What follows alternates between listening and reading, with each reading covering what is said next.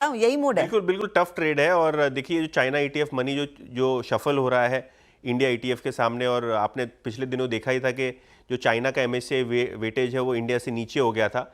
तो थोड़ा बहुत एडजस्टमेंट है क्योंकि चाइना में स्टिमुलस है, वहाँ के मार्केट्स में पैसा जा रहा है। इस हाल में दो स्टॉक्स जो डीलर्स सजेस्ट कर रहे हैं शॉर्ट करने का, वहाँ सबसे पहले कोटक बैंक। ओपन इंटरेस्ट में आपने 6% की वृद्धि देखी है, फ्रेश सेलिंग देखने को मिल रही है, और डीलर्स को लगता है यहाँ एसटीबीटी का ट्रेड करेंगे तो 1810 तक के टारगेट्स आपको अक्टूबर फ्यूचर्स में देखने को मिल सकते हैं। इसके अलावा इंडियन होटल्स में भी डीलर्स टेक्निकली प्रेशर एक्सपेक्ट कर रहे हैं, और ये भी एक काउंटर है जहां लोअर लेवल्स पे 660 670 तक के टारगेट्स देखने को मिल सकते हैं। तो दोनों ही इंडियन होटल्स और जो स्टॉक हैं स्पेशली बैंकिंग सेक्टर में, वहाँ कोटक में डीलर्स जो है बिकवाली की सलाह अपने क्लाइंट्स को दे रहे हैं आज। शुक्रिया यतिन इस पूरी जानकारी के, इंडियन होटल्स और कोटक महिंद्रा बैंक।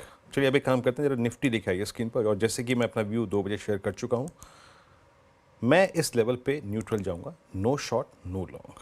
क्यों? हमने कवर क्या किया था, एग्जैक्टली पॉइंट क्या शेयर किया था सुबह। देखिए नो डाउट डिफिकल्ट था बाजार, बट लेवल टू लेवल जो बात हुई थी उससे बात करते हैं कि 231 तक जाएंगे हम। The moment you will breach 25,500, a sharp swing down swing towards 231 is possible. But अगर 231 पे आपने ट्रेड किया, ट्विटर पे कुछ लोग पूछ भी रहे थे, कवर करके जाइए, यहां से शॉर्ट कैरी नहीं करेंगे, चाहे कल 250 पॉइंट नीचे खुले या 500 पॉइंट नीचे खुले। लॉजिक होता है। और same is the case with Nifty bank. Nifty bank आज 50 डे एक्सपोनेंशियल नहीं, इधर एक बार निफ्टी बैंक रखिएगा। निफ्टी बैंक 31,832 पे, यस एग्जैक्टली अपने 50 डे एक्सपोनेंशियल एवरेज पे क्लोज कर रहा है। और 5 दिन के एक्सटेंडेड सेल ऑफ के बाद एक बार के लिए यहाँ पे पॉज पॉसिबल है। तो न्यूट्रल जाएंगे, कल कोई ट्रेड लेना होगा दोबारा लेंगे। एक बार सेटअप पे आइए, आज डेरिवेटिव सेटअप। अब सेटअप क्या देखे जनाब, दाम बता रहा है कि हालत बहुत नाजुक थे।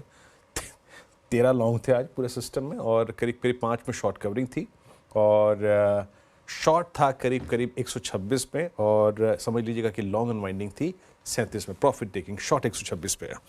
अब ये दिक्कत ये है कि जो शॉर्ट वाले स्टॉक्स हैं ना, ये ज़्यादातर बैंक्स हैं। लिखे आइए स्लाइड्स एक एक करके। और इस क्रम में दिग्गज बैंक्स हैं, लार्ज कैप्स हैं, उनमें अब अगर आप देखें पेन बढ़ रहा है।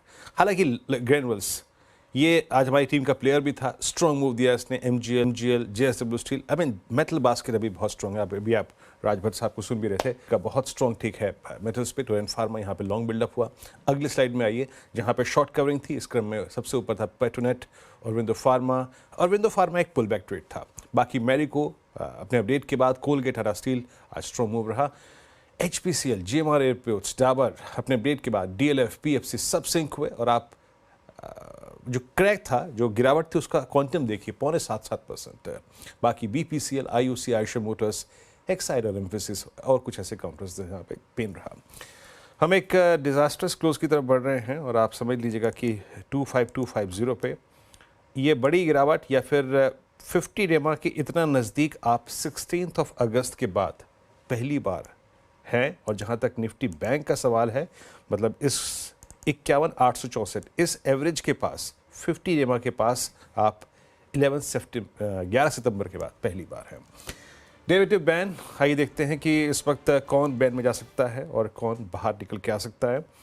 वायदा बैन में जा सकते हैं ग्रैनुअल्स। जिस तरीके की बाइंग हो रही है ग्रैनुअल्स में, इसमें कोई राय नहीं। आई मीन अब ये मार्केट वाइड पोजीशन लिमिट 124% चला जा चुकी है। मुंद्रापुरम लगभग 103 और पीएनबी 93। तो पॉसिबली अगर आप देखें ये बैन में जा सकते हैं 95% मार्केट वाइड पोजीशन लिमिट की जोन को हिट करते हुए। तो ये है कुछ काउंटर्स। हर्षदा, आज का दिन याद रहेगा, मतलब पेन गजब था। और करीब पहले जब सुबह देखा था ना गिफ्ट निफ्टी 250 लग रहा था कि काफ़ी है, पर शाम तक आते आते लगभग आप समझ लीजिएगा कि 550। अब लग रहा है कि सुबह का दर्द कम ही था, है ना। 550 पॉइंट निफ्टी नीचे, बहुत समय बाद ऐसी गिरावट। हाँ, मुझे वीरू, ये एक के बाद एक हम हाईज इतने देख चुके हैं, 1% या आधे % से ज़्यादा की गिरावट देखने के हम आदी नहीं हैं।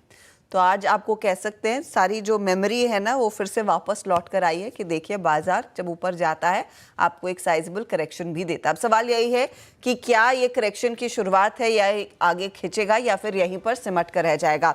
इससे पहले कि मैं वॉल पर जाऊं, मैं एक चीज आपके सामने रखना चाहती हूं कि ग्लोबल मार्केट में इस समय ताजा हाल क्या है। कुछ देर पहले हम देख रहे थे कि डाउ फ्यूचर्स दरअसल 150 पॉइंट नीचे कारोबार कर रहे थे। वो मैं एक अपडेट आपके साथ शेयर करना चाहती हूँ। 130 पॉइंट नीचे डाउ फ्यूचर्स है।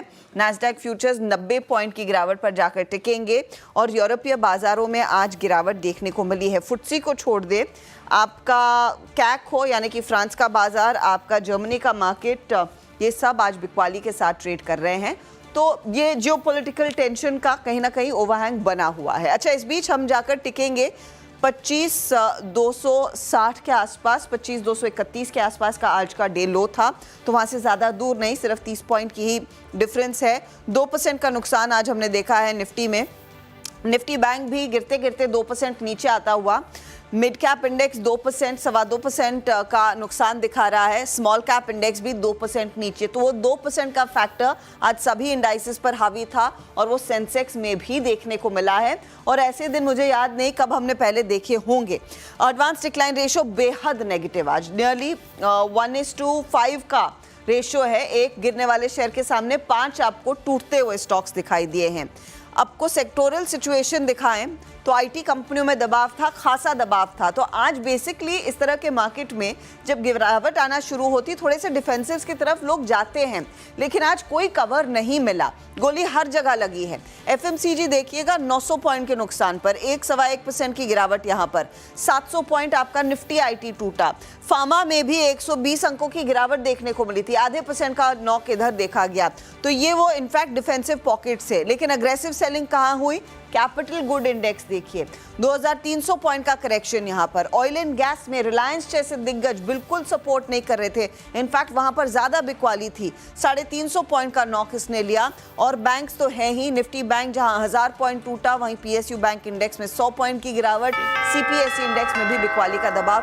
वेरी क्विकली आपके लिए लेकर आएंगे हीट मैप। मेटल्स जो थोड़ी सी शाइनिंग ग्लोरी थे इस मार्केट के, वहां पर भी प्रेशर रहा। Tata steel mild positive, ONGC में बहुत मामूली बढ़त और जेएसडब्ल्यू स्टील में 1% की ही तेजी रहेगी। सिर्फ 3 काउंटर्स थे निफ्टी के 50 शेयरों में, बाकी 47 काउंटर्स में गिरावट देखने को मिली है। बिकवाली के दबाव के साथ हम जाकर टिक रहे हैं। बीपीसीएल 5% का नॉक, श्रीराम फाइनेंस 4.5% का नॉक, एलएनटी 4% का नॉक, रिलायंस इंडस्ट्रीज 4% का नॉक, एक्सिस बैंक, एशियन पेंट, टाटा मोटर्स, ये सारे वो काउंटर्स हैं जहां पर हमने 4% तक की गिरावट आज के दिन देखी है। ना बजाज फाइनेंस संभल पाया, ना आयशर, ना मारुति, ना टाटा कंज्यूमर, टाइटन जैसे काउंटर्स, एचडीएफसी बैंक जैसे फेवरेट्स, ये सब नहीं चले हैं। सुबह में एसबीआई पर हमारी नजरें थी, कुछ देर के लिए पॉजिटिव टेरिटरी में आया, फिर इसने अपने हाथ खड़े कर दिए, बिकवाली में आया। इन्फोसिस सुबह में शायद प्रॉमिस कर रहा था संभाल लेगा, वो भी नहीं हो पाया, 1900 के नीचे का क्लोज है। तो आज के लिए आप कह सकते हैं एक बहुत ही पेनफुल सत्र। ध्यान रखिए।